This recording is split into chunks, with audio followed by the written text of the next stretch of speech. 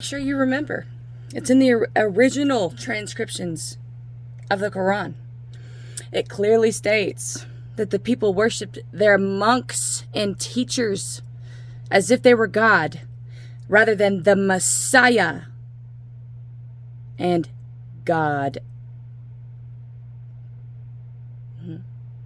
Not to mention, even it's written, Satan can't lie about Christ, but he can lie about himself. A lot of those prophecies came from a being of light. The Bible was written 432 years before the Quran. Do you think Satan's not going to come up with these other religions to try to make you go against the one true word of God? Is that not what Satan does? Is Satan not the ultimate deceiver? Is he not thousands of years older than you and me? Come on. I met God in person. I don't know why he chose me, but if you think I'm going to go against it instead of be grateful and run with it, you lost your mind. You lost your mind a long time ago if you think I'm going to go against the one true God when he chose me out of all.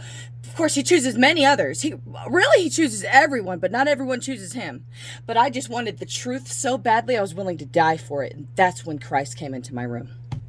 You got to want it. You got to not care if you're wrong. You got to be just, what am I wrong about? What am I so wrong about? Somebody please be honest when they're telling me what I'm doing wrong, rather than adding all these extras and these lies, because you can't fix something that you're apparently doing wrong if somebody's literally lying about what you're doing. You can't fix something you're doing wrong if whatever that person is saying you're doing wrong is a complete lie. That's impossible. Now, anyway, you better be sure that you know that even in the Quran it says that Christ was born blameless. What normal prophet is just completely born blameless? What human being is completely blameless? Not one. Only the true Son of God himself could be so blameless. The Quran was written 432 years after the Bible. Really? Seriously?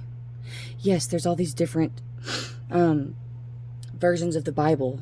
But if you notice, some of them are written in Old English, and it's kind of hard to understand that sometimes. So some of them are written in a more modern way. Some of them are written by people's own understanding. But if you know the truth, then it's kind of crystal clear what God's telling you, no matter which version you're reading. If you follow what's true, you don't care if you're wrong, you just want to get it right, and you go to God instead of taking someone else's word for it, and you go to God directly. And the truth, because the truth is the only thing that actually has life in it. A lie is based on something that doesn't exist. It is a delusion. The truth is the only thing that's literally alive because it exists, based on something that exists. That is why Jesus Christ is the way. He's the only way to God, because he's the only truth. And because he's the only truth, he is the only life. Because truth is life, and life and truth are the way to the Father. That is the only way to the holiest of holies, through Christ. You think you're going to get to God with hidden motives? You need to pop your ego balloon because it's killing you. Maranatha.